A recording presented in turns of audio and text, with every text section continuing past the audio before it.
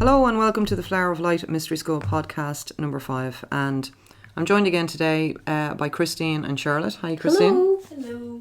And Charlotte. Welcome. Thank you very much.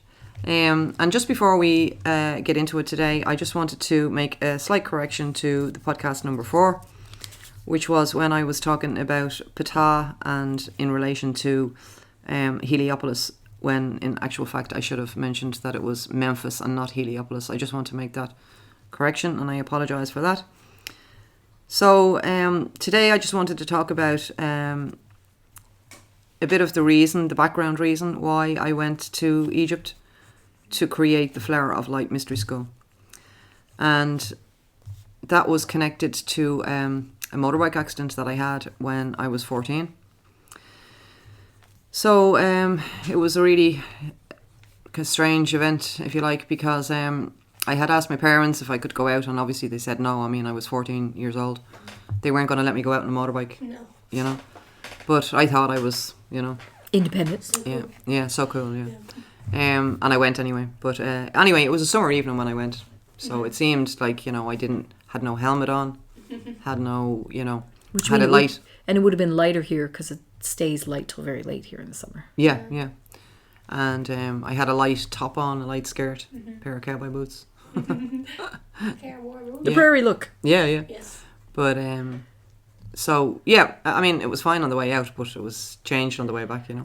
But anyway, I was going out to see my cousin because my parents were going away. We were all going away actually, and I was going out to see my cousin to say goodbye to her because I was really close to her, But it was kind of along, it was a good distance along. It was at the time it would have been about guts of an hour journey on a back road, maybe 50 minutes, something like that. Yeah.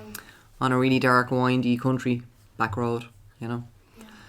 But anyway, we went out to see my cousin that night, and when we got there, she wasn't there.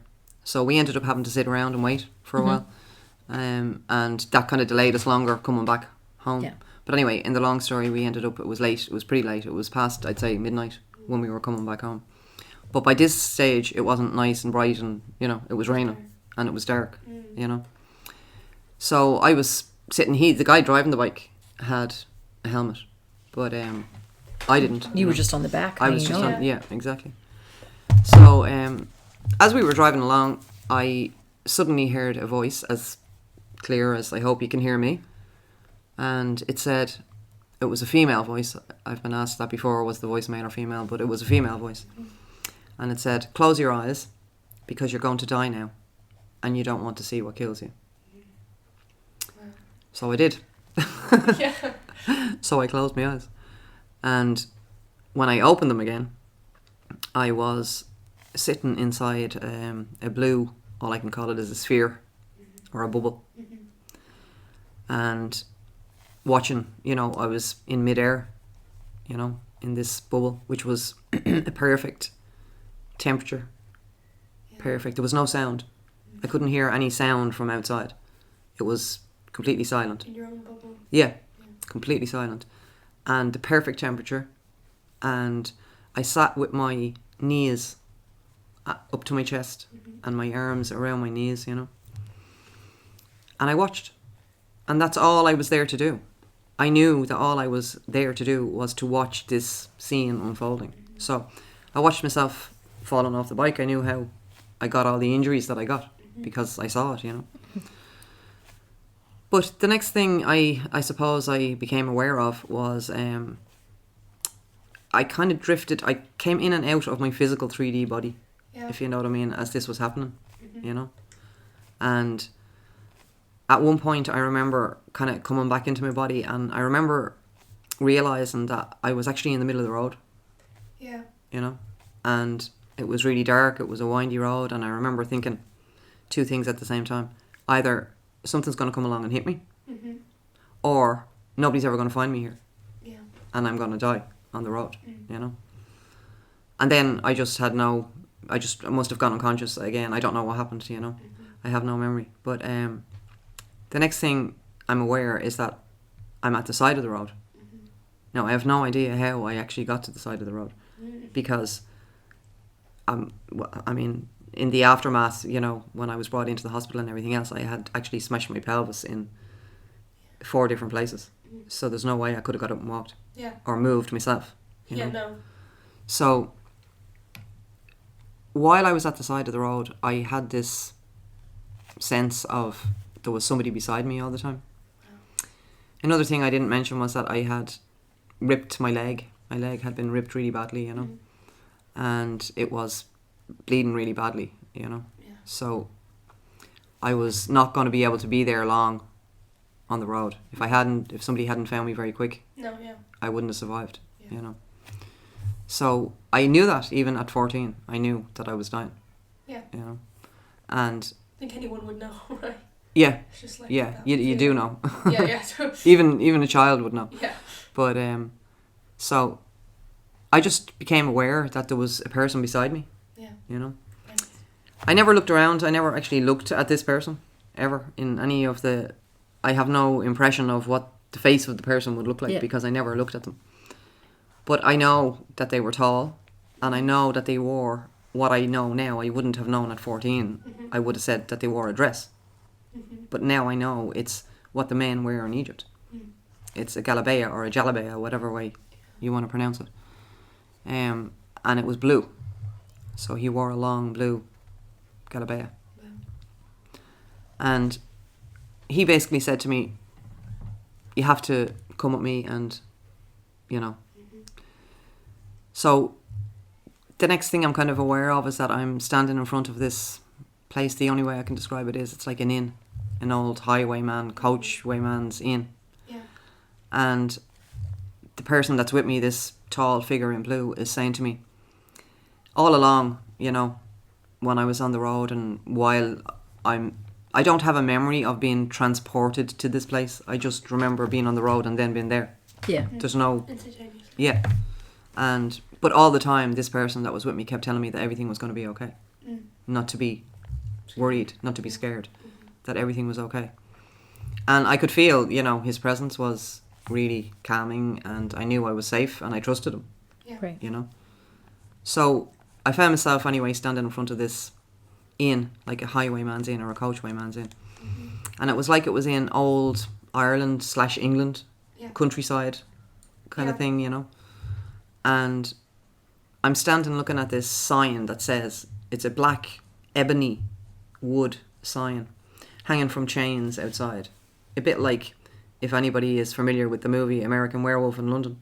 Yeah. And the scene where the guy goes into the yeah, bar. they come across the moors and they see it. That kind of inn type of thing, you know. But in England, Ireland, you know. Yeah. And the sign outside is black ebony, as I said, and written in gold is the words rat and raven.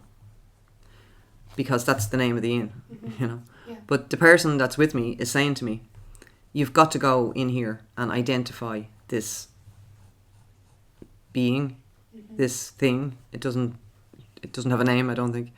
But and I didn't want to do it because I knew it wasn't something that I just didn't want to do it. I knew it wasn't nice. It wasn't.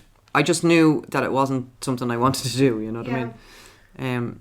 And the person kept saying to me, "Look," and there was no like coercion, if you like. You know, the person that was with me was saying, "You will do this eventually. It doesn't matter whether you do it now." Or the next time you come here, or the next time you come here, because you'll find yourself here in this place making this same decision many, many times. So kind of like until you actually go in and do it. You can't avoid it. It will happen. You can avoid it if you want. Yeah, but it will but you always will come eventually back do to it. the same thing. Yeah. It's inevitable. You will eventually do it. But there was no pressure for me to do it right there and then. Yeah. I could have walked away and left for another time. But I decided, okay, I'll go in. But at every point in the way, I was still going to change my mind, you know. I had said, okay, I'll go in, but in my mind I was still thinking, I'm going to change my mind, you know. When I get in here, I'll change my mind. And, you know, I kept thinking... You want to see it first and then yeah, I was kind of taking it, you know, tiptoes. Yeah. So we got in anyway to the inn, and there was loads of people in the inn, and I was sitting there, and this person was still beside me. And again, I still never looked at them, but they were guiding me all the way, you know. And so they were saying to me, look, you have to just... And I knew what I had to do. I knew... And it's a strange and difficult thing to explain, but there was... If you can imagine what... The closest thing I can describe to what this thing would physically look like is, you know, the dark Nazgul riders from the Lord of the Rings. Yeah. Yeah. Or you could say the character of the Grim Reaper. Yeah. You know? Now, it didn't have an axe in its hand or whatever the Grim Reaper has and all that, but what I mean is the cloak, the black cloak and the black, you know. And the hooded face The and hooded, all that kind of stuff. yeah. So, I think, to be honest, the Lord of the Rings, I think the Nazgul, Nazgul, from what you've told me, is... yeah, that more closely resembles what I'm talking about. Anyway, that was the thing that I needed to identify. But the problem with this thing is, and this is what the problem I was being presented with, is that this doesn't look like this. You see? It doesn't, you can't, this thing exists, but it doesn't look like that. It's not its true like form. No. Or whatever. No. It's it kind can of be It's how disguised. it's being presented to you. Yeah, it can be Present anybody. yourself. Yeah. The thing about this thing was that it can be anybody. Yeah. It can be, and you don't know by looking at it. Yeah. The only way you would ever know if you were actually connecting with it is by looking directly into its eyes. And when you directly look into its eyes, it's too late. Yeah. You've made the connection. Yeah. So when you make that connection, something happens. You know. Now I knew all this before I went in. Yeah. That's why I didn't want to go in. Yeah, instantaneous. Yeah, You just- I didn't know exactly what was going to happen, but I knew something was. Yeah. You know. And I knew all this. I knew that I had to identify this thing, and It's this. like your eyes are a black hole, kind of like you Window engage. to the Yeah. soul. Yeah. Right? Exactly. You're sucked in. But the thing about this Nazgul type thing is that it literally can be in anybody, and you don't know until you start to interact with it. Yeah. Until you actually look at it. Yeah. So that's what I had to do. So I it's had like an entity or something, you know, hidden. I've given this a lot of thought, Yeah. you know, Yeah. and I know other people have given me, their thoughts on it as well. Yeah. But I think my own And intuition and this and is what what's I know. the most important thing. Yeah. So, you know, I see that as it's a lot of different things anyway, but I'll go on anyway. I'll just say that so I did anyway. I'm sitting there and I don't want to look at it. So eventually I happened to see this person in the corner, and suddenly I see what it really is. So it's like you haven't looked at it yet. You just kind of know it's there. I know it's there, yeah. Yeah. There's loads of people in the inn, Yeah. and it could be any one of them. And I don't know who it is until the very instant I look into their eye. Yeah. And the very instant you look into its eye, it drops its... Mask. Yeah. Yeah. And then you see. But it's too late. Yeah. You've looked into its eye. You're already like there. Okay, it's like a catch-22. Yeah. There's no way of identifying it without looking into its eye. Yeah. But once you look into its eye, it's too late. You're like connected to it then. Yeah. You see? Yeah. Yeah. It's like It's like, I that's why I didn't want to do it, because there's no way I can actually, get away from it. Yeah. you know, I knew something was going to happen. Yeah. I didn't know what, you know. Yeah.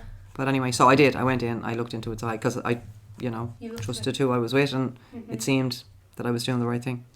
So I looked into its eye anyway, and all I can say is that when I came out the other side, because I did come out the other side, I went in, I was actually sucked into its eye. Yes. It's like I was actually pulled into its eye.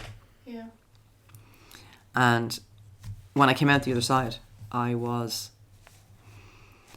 the only thing I can describe it as is like I was sitting in, and I wouldn't have said this immediately because I wouldn't have recognised immediately what it was, but I would have said like an old stone kind of room or something that I was sitting outside on a stone kind of bench.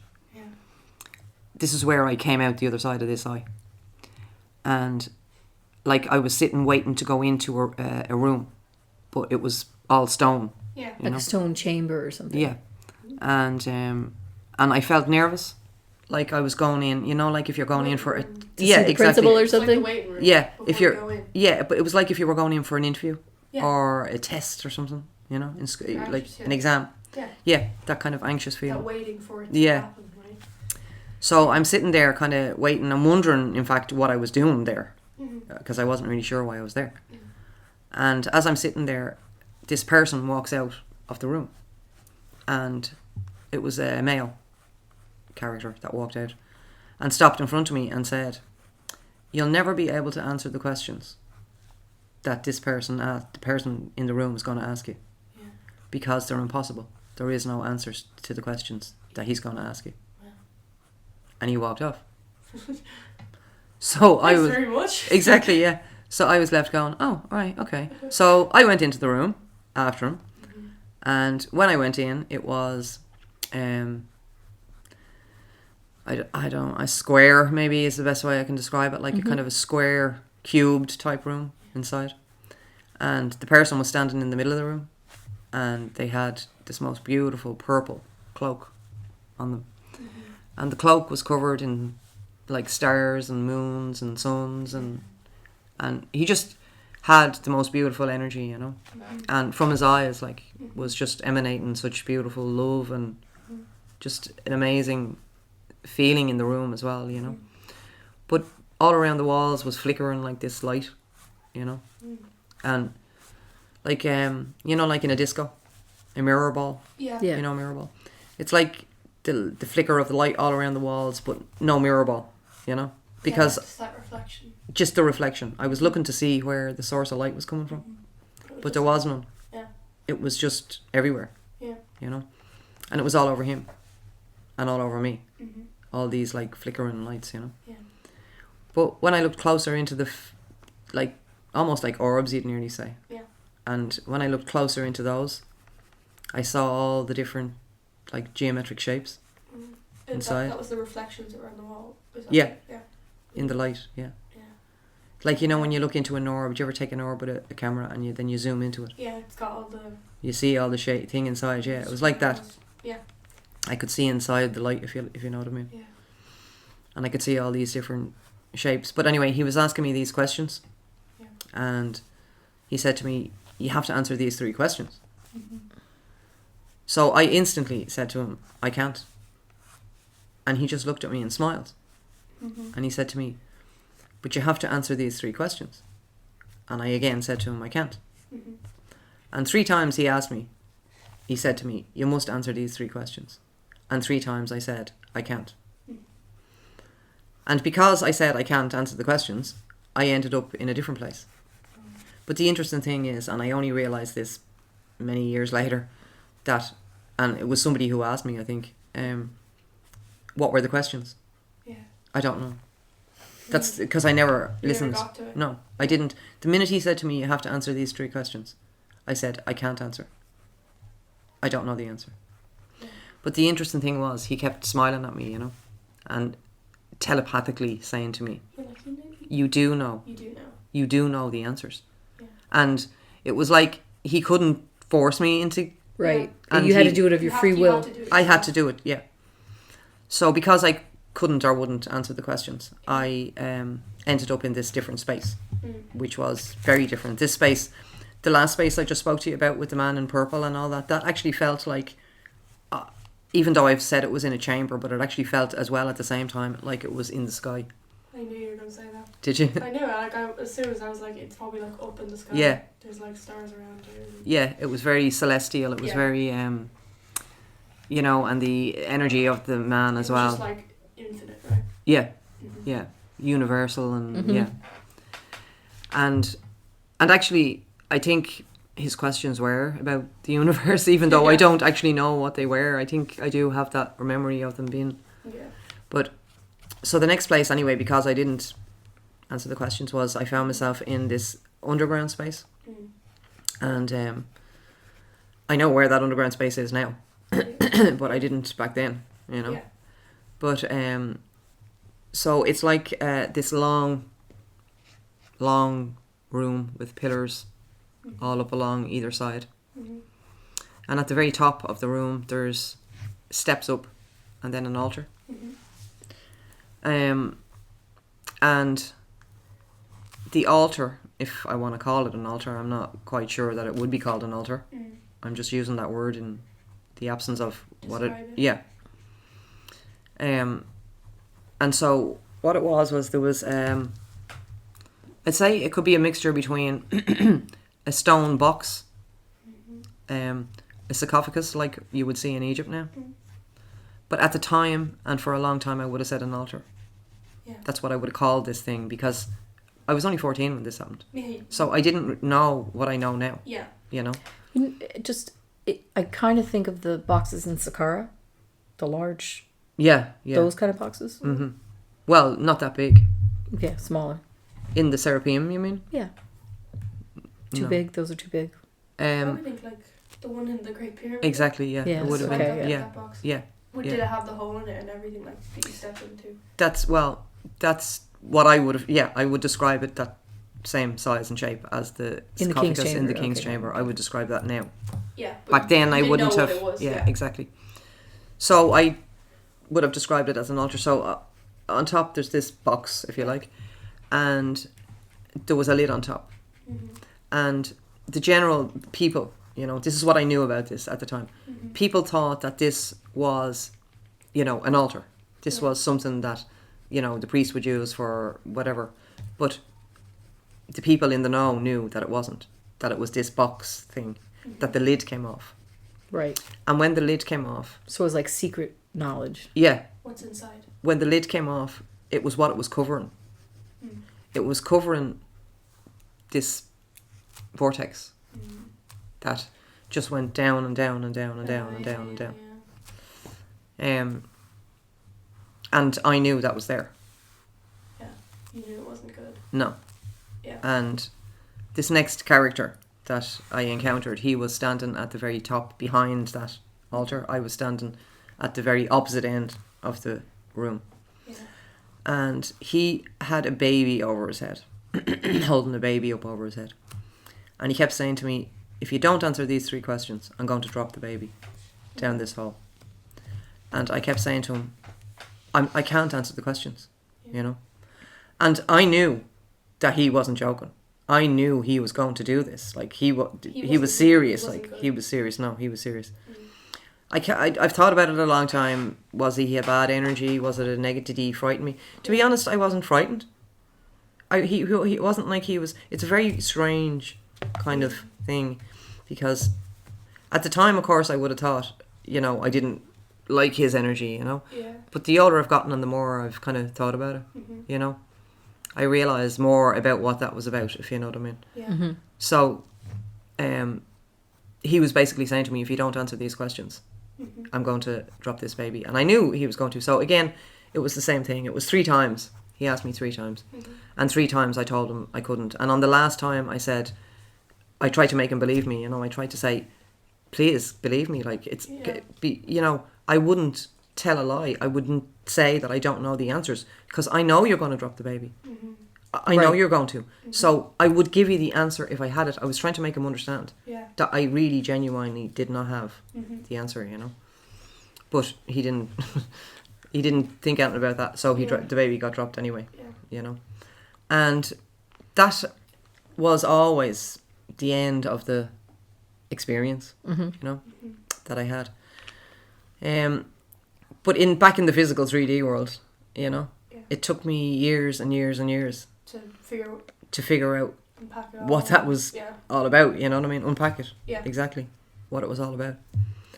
And one of the really interesting things I remember realising, and this is in Egypt when I had built the centre, fast forward all those years, And I was sitting in Egypt, and I'd actually been talking to somebody about it earlier, and so I was thinking about it, and I was thinking about when I was in the sphere, the blue sphere, And I remember at one point I realised, that the vision I had of myself sitting in the sphere was of seeing myself sitting in the sphere, which meant that I had to have been viewing that from somewhere else. Exactly.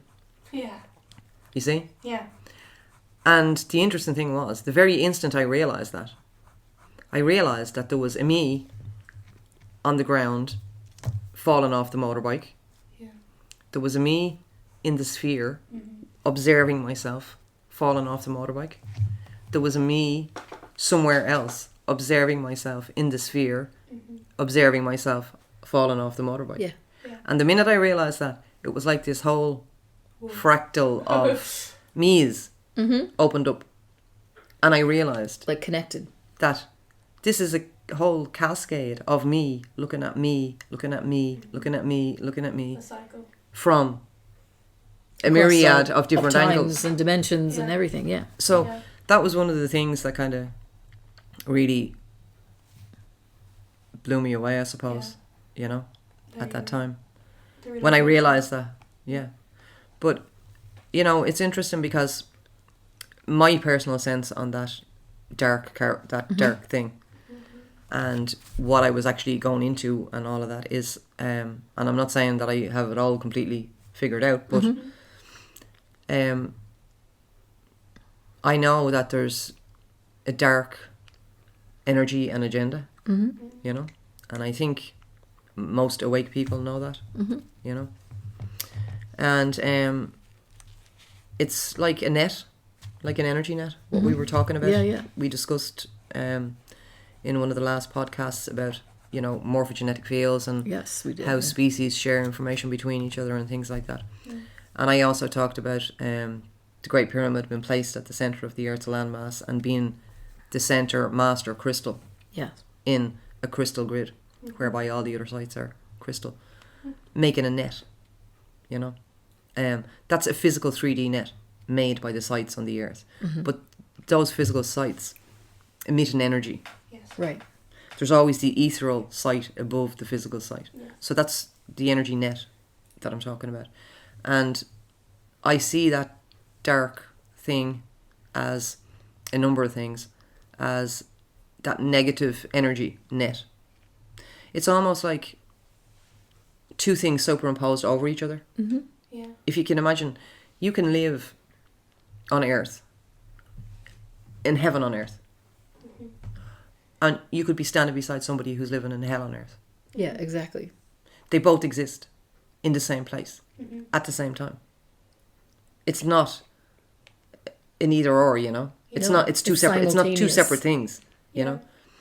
And it's a matter of how you can identify this dark thing, because it's not just that this dark thing symbolizes the actual dark energy net in which many souls are being caught. Yeah. Trapped.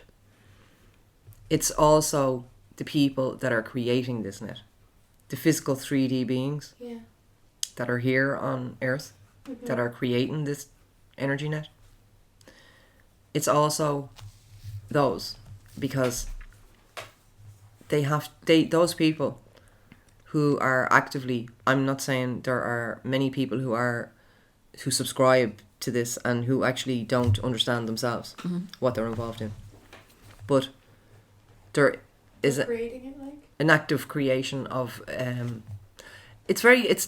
it's very easy, really, if you think about in this way. The physical representation of that would be the way I mentioned before, the way we have all our ancient sites, for example. And then every ancient site you'll see somewhere quite close to it, you'll find a religious structure. And it's always just off to the side of that ancient site. So those religious structures create a network in and of themselves. And their physical buildings create that network, and also they have the same energy component to them. And So they they're work basically in the same way. redirecting the energy into their place. Is that what you're saying? Yeah, With your they work in the feeding same... off it or something. Yeah, Like a parasite. yeah, exactly. Yeah. Yeah. And those dark energy nets work in the same way. They work identically. Yeah. Like, They coexist in the same place. but That's it. the interesting thing is, information is neutral. That's right. It's neutral. It's how Like, you- people talk, and I find this is something that, you know, people talk about the mystery schools, and they talk about, how the mystery schools are all about control, you know. A lot of people talk about the mystery schools as being the bad thing, you know. The mystery schools were, a lot of people believe that the mystery schools are run by dark, negative people. Yeah. Or energies, if you want to say. Now, there's, you know what, everything is true and not true at the same time. Yes. Everything is a paradox. Yeah. You know, if you try to start looking at things and seeing them in, seeing, 3D set in stone, that's when, you're losing half the information. Yeah. So that's true and not true at the same time. Mm-hmm. Because the mystery schools were infiltrated Yeah. very Yes. heavily, and I will talk about that again Yeah. in another podcast. And they were infiltrated, and it is, you could say very, accurately, that it is the mystery schools and people who were a party to those and who infiltrated those mystery schools that carried on to be the creators of this dark energy net that I'm talking about. Yeah. And they would be those dark energy figures that, if you could see them, they look like those dark Yeah, riders. school Because guys. they're not like. Yeah, if you could just see them with your eyes, Yeah. is what I mean.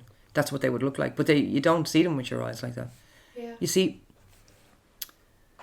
part of this dark net Mm-hmm. is Hollywood as well, Yeah. Yes. And Hollywood has created the image of what evil is. Yes. Yeah. So you, me, everybody, we think that we think we know what evil looks like because, we've been told it in school through different various teachings in school. We've been told, we watch movies, we watch, Yeah. like Yeah.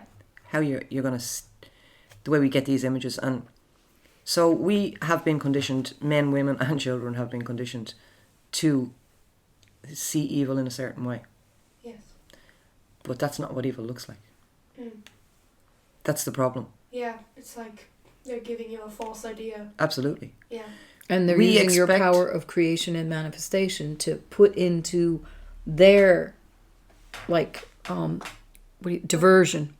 Like Mhm. they're Their idea that they want you to have. What you said, it's like a parasite. It's like sucking off. Yeah. So it's energy. taking your creative energy and adding it to their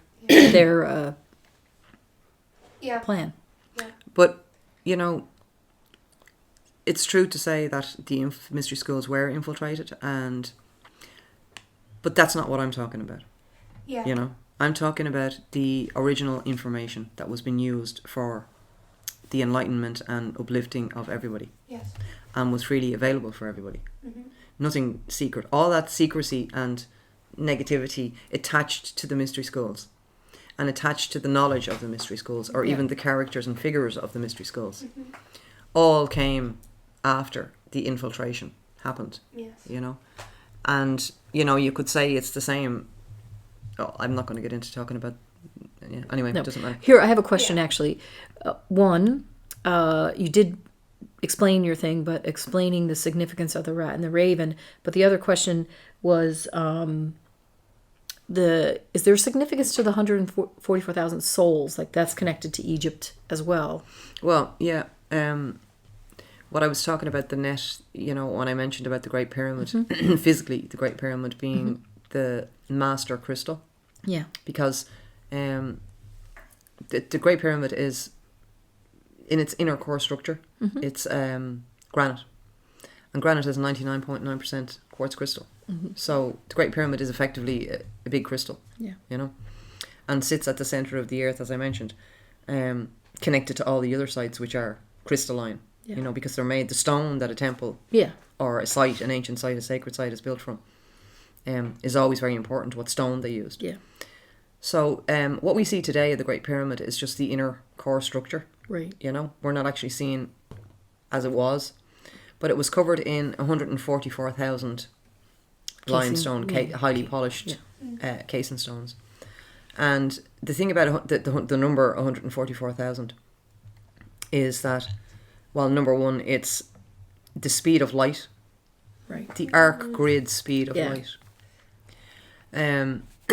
One of the things that Einstein discovered was that the speed of light can be slowed down, and light bends, That's right. curves, Yeah. and can be It's not gravity. Light will bend around a gravitational field. Right. So, arc grid speed light is measured in nautical miles, Okay. and it's 144,000, Mm. and it's to do with light in a gravitational field Yeah. when it encounters a gravitational field. So, the 144,000 casing stones in the Great Pyramid is literally describing that speed, that speed of light. But it's that speed of light to the increased speed of light of 286,000 miles per second, or is it kilometers per second? That the alchemy of the atoms and the electrons and the neutrons, and because this is what alchemy is about. Alchemy is about consciously communicating with your own atoms and cells. That's exactly right.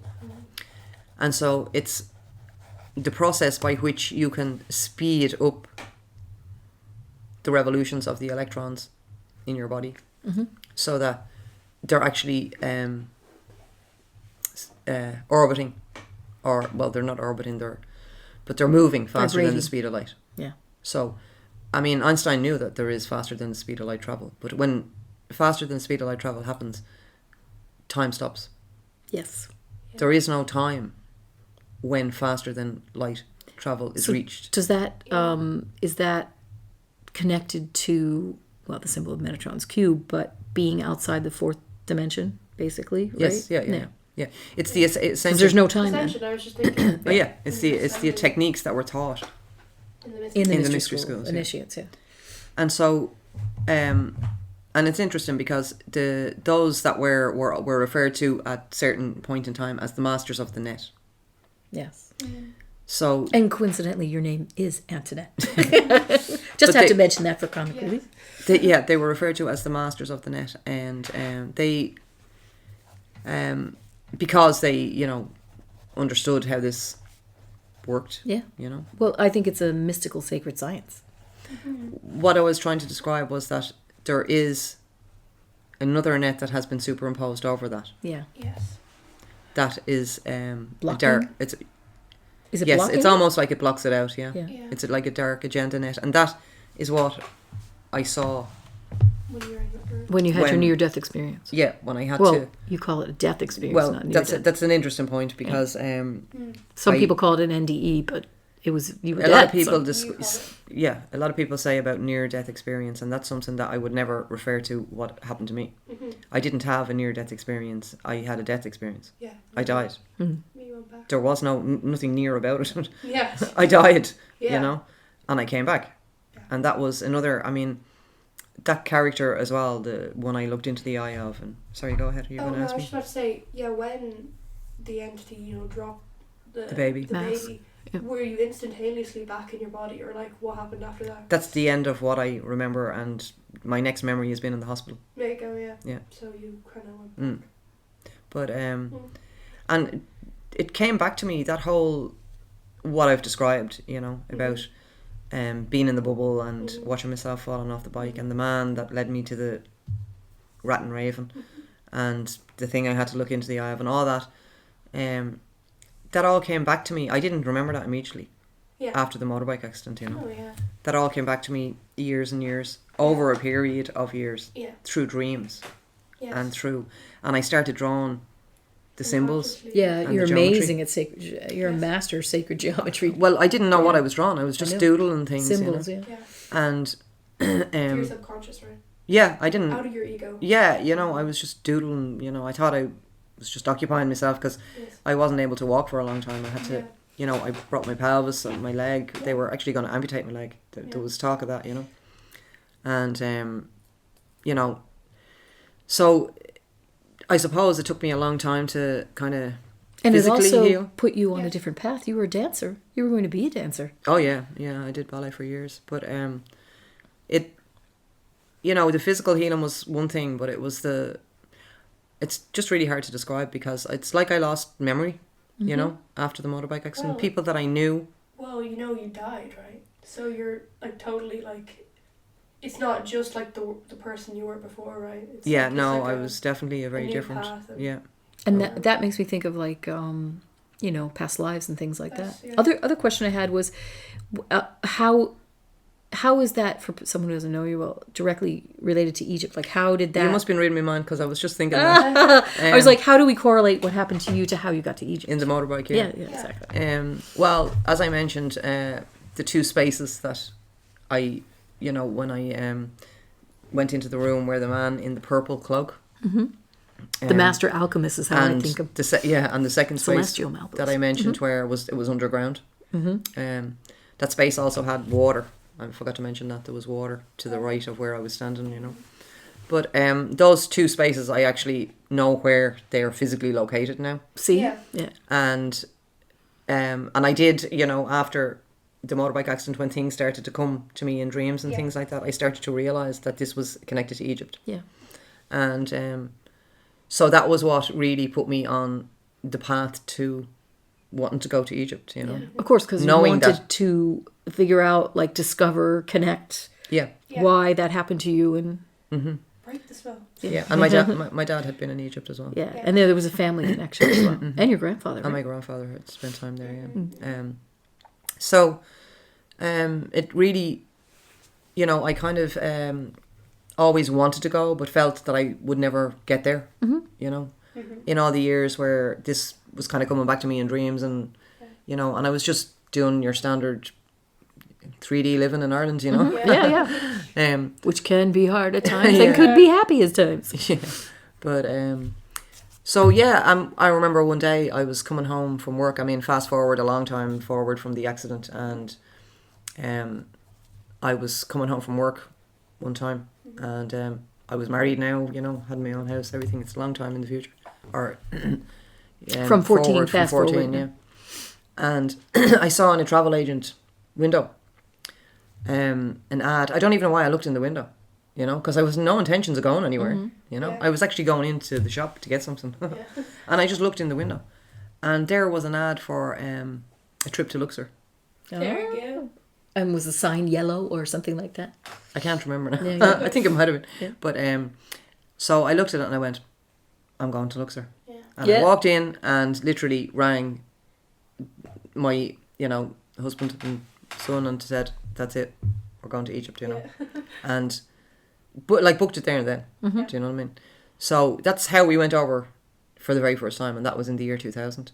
There you go. There you go. And the minute I got there, I realised this is like really powerful. Where you know? you're supposed to be. And I won't say that I found those spaces, those places, like in the very first time I went. I didn't. It took me. And that's one of the things and part of the reason why I went back to Egypt so many times was trying to find those places, you know. And how did it feel when you actually found? Well, it's funny because the first place, the room where the man in purple was, I found that from a hot air balloon. Which is amazing. So was from the looking point down. of view of being in your bubble and looking down, Yeah. there's a correlation because what is a hot air balloon but a big thing full of air? So that was interesting. And then the other space is exactly as you correctly pointed out in the very beginning, the Great Pyramid. Oh, yeah. It's underneath the Great Pyramid. Oh, wow, yeah. It's what people refer to as the Hall of Records. Oh, wow. That space. Was that where the baby was? Or? Yeah. Yeah. That's why I'm saying to you. Oh, that's I know it significant. does Oh, seem wow. like it might be a bit of a negative thing. It probably sounded a bit negative, somebody dropping a baby. Why, when you were saying it, I got loads of energy when I was thinking of the thing. Yeah. Dropping it. Or whatever. Well, I was also thinking It was really of cool. having last time we were at Giza. Right. Yeah. Well- Yeah. Can I just mention something? Maybe I didn't make it clear. Sure. The one that was dropping the baby wasn't the dark Nazgul thing. Oh, okay. This was a different. Well, it was I know that. But Yeah. This No, was- just. This but was it's still the like a dark. Oh yeah, yeah. It's a dark energy. It was. I'll tell you what it looked like. Actually, it was like, you know. Do you ever see, on the walls in Egypt, the way they draw the characters, the Egyptian priests, and they Yes. have the skirt around them, yes. and they're naked from the top up, and their hair is bald. Yeah. That's what he looked like. So He had a basically, white like skirt Oh, yeah. and naked from the top up and bald head. Yeah. Like it wasn't. Yeah. so he was character. dressed as an Egyptian priest. He was dressed basically. as an Egyptian priest. Yeah. Yeah. So he was the one that had the baby No over his surprise. head. But I always did think of that character. Not always, but for a long time. I won't say I thought of it negatively, Yeah, but you I just wasn't say- sure. You just kind of didn't feel. Yeah, I wasn't sure. It Is wasn't this like the other guide that was like you totally felt calm. Yeah. You were unsure. exactly? The I was kind of unsure master about that. alchemist person. Yeah. I knew there was an element that this person could have been doing something good. Yes. I knew that he wasn't necessarily bad just because he was dropping the baby. Yeah. You know. But So also- I knew that. Yeah. It It you was know? just like, But I also think myself, after being friends with you for a while and hearing the story before, think there's a reincarnation thing, because I also think the baby might have been you, Yeah. like reincarnating That's what I into was another thinking. body. Yeah. Well, I Like you have to go back to the 3D now because well, you didn't. when I Yeah. think of it, you know, it's like the pyramid, and you say it's underneath the pyramid, and you're dropping it out. It's like the Taurus energy, right? Yes, yeah. Of how And you know, going it's to the bottom, interesting. It's going back out. And Yeah, but So- it really is the book of coming forth by light, you know. Yeah, exactly. there you Yes. go. Yeah. Yeah. And so that the baby was me, yeah. Yeah. And there's never one layer to these things. Oh you no, know? it's So infinitesimal. in my own personal, It's to do with your own consciousness and your own awareness. Exactly. Every time you learn more, it becomes more significant. yeah. And yes, the baby was me coming, but the baby was also Everyone. it's all babies. Yes, I'm saying It's everyone. innocence. Yes, it Yeah, is. yeah. It's, you know what I mean? Paradox. I don't know. Yeah, like the baby represented all babies. Yeah. It represented the innocence of life, you know. Yeah. And so it was me, yes, but it was also all Yeah. innocence, you know. Was The- that like representing like reincarnation, like, you know, going into Your soul going into a body. Yeah, or was it like something different? Like, It represented so many different things. Yeah. Yeah, And that's what we're saying. one of the Everything- things for me, obviously, was that one of the things I realised is that I allowed myself to be manipulated. So at the last minute when I was to go into the room where the man in purple was, that's what I was thinking. Yeah. and remember I told Someone you from somebody the walked dark out. net got allowed you. someone to affect you. And Now, it took me a long time to realise that was actually where I Where messed they up. got you. You know? No, you didn't mess up. They got Because literally seconds before I was to go in, I was told you can never answer those questions. And instead of saying, okay, fair enough, thank you, and just ignoring the person, Yeah. I actually took on board. Yeah. I took on board, they've told me I can't answer the questions, so I can't. And I actually faced something more powerful that was saying you can. And that manipulation was stronger. you. Yeah. So That you- manipulation made me deny that I knew something Yeah. that I did know. You know? Yeah, because I think And so yes, I have to come back your here. you realise that. your universal consciousness means that everyone knows. And that's what I mean about Yeah. that dark. And when you're born, That's you what forget. that dark thing Yeah, represents. it's like the It's the manipulation. Yeah. yeah. That's what it represents. It represents those, and I don't want to use words like entities and Yeah, things yeah. like Yeah, that. it's not. What I'm saying is, it's the energy of people Yeah. who know things and who want to keep it for themselves, because it means that if they can keep this information to themselves, then they can control the rest of the people. And they're doing it through, as I mentioned before, Hollywood. Yeah. They do it through, programming your TVs. I mean, I think any awakened people know that. Yeah. You know, Well, and our Holly- education system. Yeah, well, you that's know, a mass history manipulation has been system. rewritten. It's so.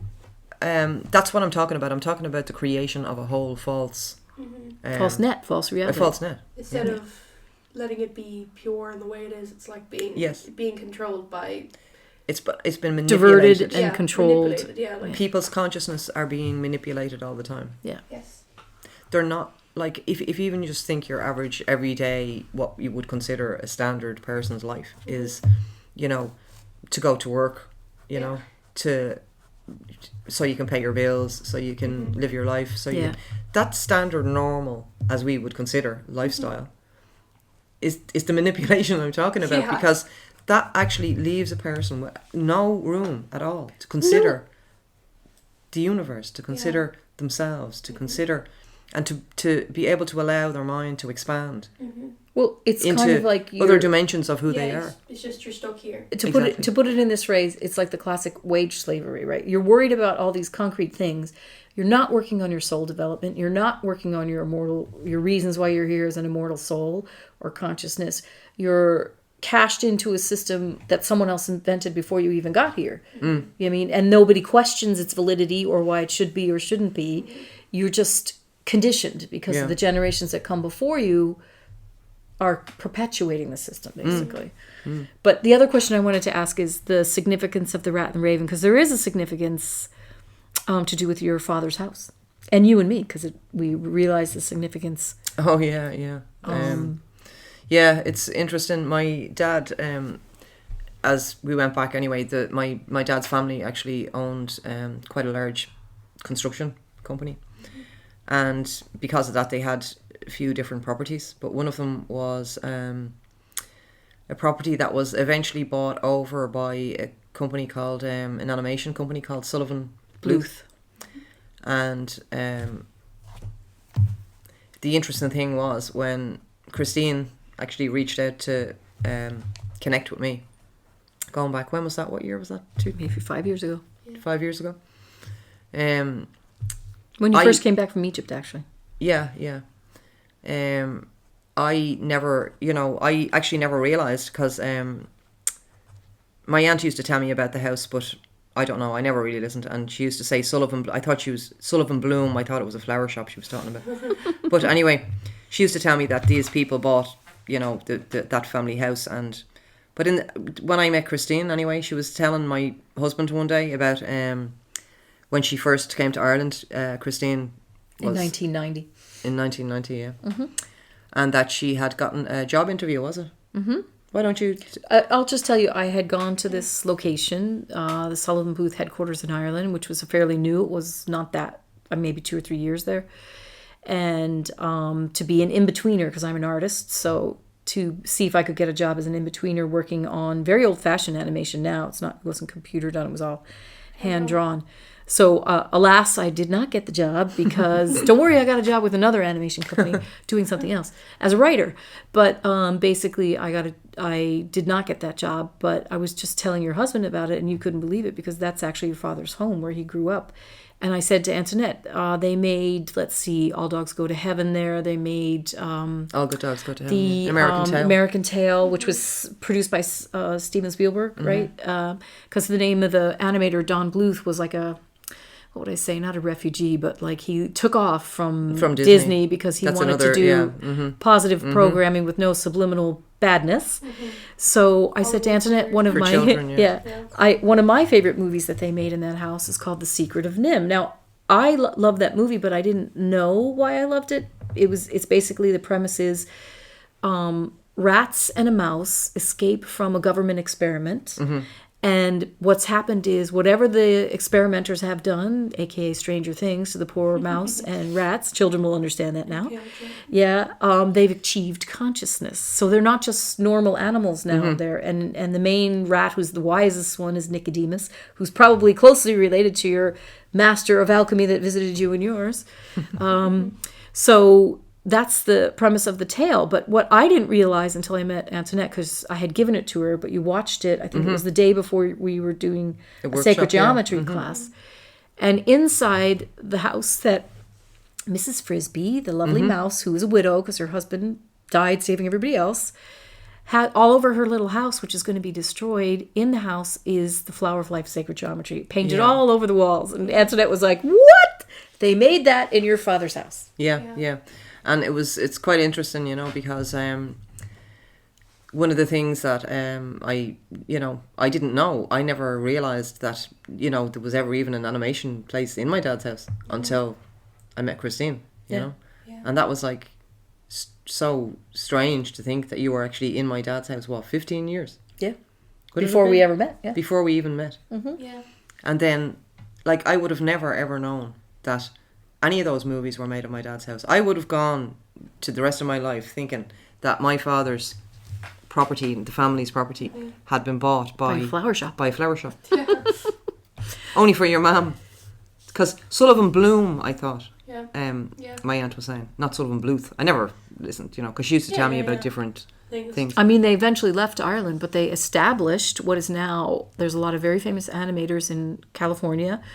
They established a school with Ballyfermot. And Ballyfermot's animation college is very famous. And it all came from Sullivan Bluth wanting to train Irish workers to be the, to generate the workers for themselves. And that's a whole other podcast. But the point is... Why did Don Bluth leave Disney? It is, but the other thing is, isn't it amazing to know that your death experience led you to celestial and Egyptian temples which led you to learn about the flower of life and the power of the symbols, and how the symbol is like a compendium of knowledge in everyone's auric field. To draw it. And that your Yeah. father's house, You're right. they made an animated cartoon that children are watching, and if the symbol is the There information, were flowers there. Yeah, but it yeah. wasn't the ones you were thinking of. Yeah. that's your flowery bed, Yeah. the There flower you of go. light. Yes, that's another thing. Yes. That's good. Yeah. So, and then the other Yeah. question I have for you is about how you're connected to Dolores Cannon, because I know you were trained by Dolores Cannon. Oh yeah. Because that was another interesting thing that happened to you. That's right. Yeah. Yeah. That was actually when I was in Egypt, when I had gone over, and as I said, from that time when I saw the ad for the holiday to Luxor, and that was the first time I went to Egypt. Then, as I mentioned, we went back and forward until eventually I decided that's I need to be here. I had found the places. I knew where the spaces were. I had connected up a lot of Yeah. information. And so in almost the same synchronistic magical way, Yeah. we found the land Yeah. to build the centre. Exactly. And the interesting thing about it was I had been looking for land in front of Thoth Hill, because I knew Thoth Hill was in the mountain range of the Valley of the Kings, Yeah. but I didn't know exactly where it was, Yeah. And I'd been looking for about 2 years for land. So it wasn't like a short time, No, And eventually when we did buy the land, I had given up, to be honest, on the top, trying to get it in front of Thoth Hill Yeah. or even near it. Yeah. Because I had so many other different, I mean, the land had to have trees, Yeah, yeah. it had to be a certain size, it had to be in a certain area, so Yeah. there was a lot of different things, and everything we saw didn't match. Yeah. So eventually we saw this piece of land, and it matched everything, Yeah. except for the Thoth Hill thing. Yeah. I didn't, So I said, it's okay, it's all right. So we were on the land, and we were on the land for easily about 6 months, maybe more. And my husband kept asking What's any that? Egyptian person that would talk to him, because the mountain that was across the road from us in the range of the Valley of the Kings, Yeah. there was something on top of one of the mountains, and you could barely see it with the naked eye. On a very clear day you could see it better, but so he kept asking everybody, and he used to actually annoy me. I used to say, would you just forget it, because it didn't look like anything, But in the end, anyway, literally months after being on the land, he asked somebody one night, and the person turned around and said, you mean on top of Thoth Hill? And I actually realised there and then, like months later, 8 months we're on the land now, that I had actually got the land directly in front of Thoth Hill without even realising I did it. Yeah. Yeah, it's right out your front door. Yeah. You can see it right from the garden. Yeah.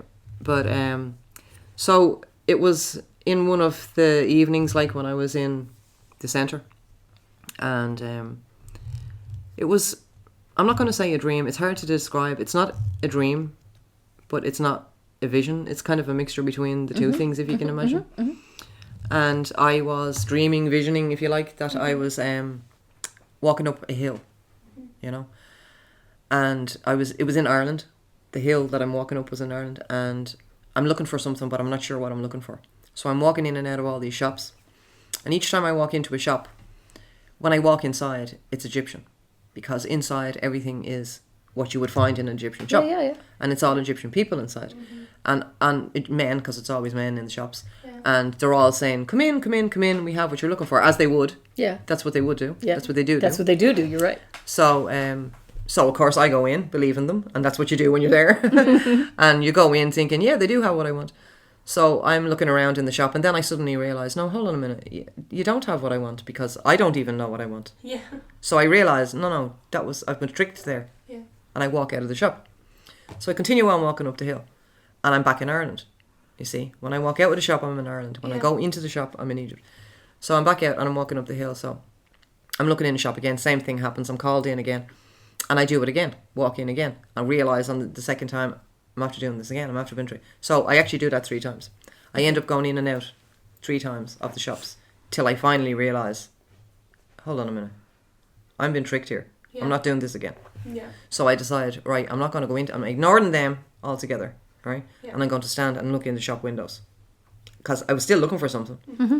So I'm standing looking in the shop window, and they're still trying to call me in, come on, we have, and I'm just ignoring them, So I'm standing looking, and I'm fed up with people telling me they know what I want and what I'm looking for, And so the next minute I just feel a kind of a presence beside me, And I look around, and there's this old man you know, 80s, even 90s, you know, old man, wearing a plain old brown suit with snow white hair and very inoffensive, didn't look particularly tall either, you know. And he just walked up to me with like bread rolls in his hand. And he said to me, "Take this bread." And I said to him, "No thanks, I don't want to." And he said to me, "No, please take the bread. It's beautiful. It's freshly baked. It's really nice." I said, "No, I don't want to." So on the third time he said to me, "Please take the bread. Yeah. It's the most beautiful bread you'll have ever tasted. It's just hot and freshly baked, you know." Yeah. So I just thought to myself, why am I arguing with this man? Yeah, exactly. You know? He's an old man. He's just trying to seem, you know, he seemed nice, you know. Yeah. So I eventually took the bread, you know, and I broke the bread roll in half. Actually, at one point I said to him, "No, I don't want that bread because I know what it tastes like. I eat it in Egypt all the time." Yeah. But I broke the bread roll in half and I ate it. And when I started to eat it, I realised, oh my God, he was right. This bread is the most amazing thing I've ever tasted. But while I was eating the bread, I completely kind of goofed off, if you want to say, and found myself somewhere else. And in this other place, I was in like a newsagent's shop and still looking for something, but didn't know what I was looking for. And I found myself looking for, in my hand, I had one of those, like, you know, a cereal bar. You know, one of those health food bars. Like a granola bar or something. And I'm looking at it saying, that's not really what I wanted, but, you know, I'm going to take it anyway. So just as I'm about to take this cereal bar, you know, I hear somebody calling my name. And I look around and there's this woman standing behind what would look like a delicatessen counter, you know. But she's dressed in white, you know, a white coat and a hat. And I walk over to her and she just smiles. She doesn't say anything to me. She just smiled. And it's like she was opening up this counter, this cabinet. Open the case for you. Opened this cabinet, like. And as I looked into it, there was all these cakes, like cream cakes, but they were made into the shape of swans. Oh, wow. And the fruit was all like just amazing colours that you've never seen before, and the way they were sculpted, and you know, it was just, I'd never seen cakes. So they were like they were mind blowing. Yeah, and there was swans though, a lot of swans, and I'd never seen cakes like looking like this before, you know, and the colours of the fruit and everything, and it was just beautiful, you know, and I love cakes, as you know. Yeah, she does. She does love cakes. That is true. So that's the significance of the cakes, you know, but you know, I was looking at the cakes and I was like, oh my God, and I said to the woman that was behind the counter, which one is for me? Which one can I have? And she said to me, they're all yours. They're all for you. And she smiled. And so it kind of ended there, like the dream, vision, whatever you want to call it. And it was actually a couple of months later, I was in the centre in Egypt. And in Egypt, the electricity drops every now and then, you know. So the internet dropped on me. I was watching a video, a YouTube video actually. And the internet dropped, but it froze. I was watching an interview of this woman who I didn't know who she was. Yeah. She was talking about waves of people that had come to the earth to help uplift. Yeah. Because they knew. Yes, I know. I've watched that video. The three waves, yeah. And so I was watching the and the internet just froze on her face, you know. And whatever way it froze, I could just, in her eyes, she was older in the video that I was watching, but I knew immediately that this was the woman. The same woman, yeah. That had said to me, all the cakes are for you. There you go. But it turned out, I tried to find out who she was, and it turned out it was actually Dolores Cannon. So that's how I met Dolores and ended up, but I mean, how I ended up. Consequently, actually, you connected with her. Afterwards, yeah. But that was how, you know, I ended up meeting with her and training to do the quantum healing. So, yeah, I mean, that's really kind of up to this point anyway, the background to going over to Egypt and what really, you know, a lot more there, I suppose. But the motorbike accident and maybe another time we can talk more about the past lives and the kind of work you do with Dolores Cannon, which is fascinating. Yeah. To maybe do a podcast about that. Yeah. So, yeah, and because of that, you know, as I said, I trained with Dolores, and because of my own experience and because of my own, you know, creating the mystery school that I have in Egypt. And because of what we've just talked about, the motorbike accident, I work with people now to help them remember That's right. their own past life experiences. Because remembering past lives was a very big part of what the mystery schools was. Yeah. And how people remember them was through dreaming. The temples were used for people to sleep and dream and connect and remember. Yeah. Because that's the thing. That is the thing about being initiate. The whole aim of the enterprise is to preserve your memory of your life to the next life. Because it's the memory wiping and beginning all over again, which is the disability, basically. The ability is to go through every chakra on both sides of the Nile or wherever your temple is and confront your fear of death, move to the next one, move to the next one, till you can basically be an enlightened soul. Well, and have memory. The goal of every mystery school initiate was to directly experience for themselves that death is not real. That's exactly it. Yeah. And there is no other way to experience only through direct experience. Yes. And that is what the mystery school was always about. It's anything that the mystery schools have been infiltrated in such a way. It's because it's not been disseminated in the same way. Yeah. Everything you experience as a mystery school initiate, and you don't have to go to a school. Like, there is no school. Life is the school. Yeah, the life school of is life. the mystery school. And you can be on your own path, on your own, without ever connecting with anybody else. That's right. Yeah. Yeah. And be a mystery school initiate. Yes. Following the steps. Because you have your inner teacher, your right. intuition. Well, We're You all, know? right, Yeah. you were saying before, like, there's Exactly. no teacher, everyone's the Exactly. same. and everyone is a master. And you Everyone is don't an ascended need master. to come together in There's groups, no hierarchy. to do No. that. You don't need to. And people ask me that all the time. Do you need to go to Egypt and go into the temples to do this? No. No. You don't need to. No.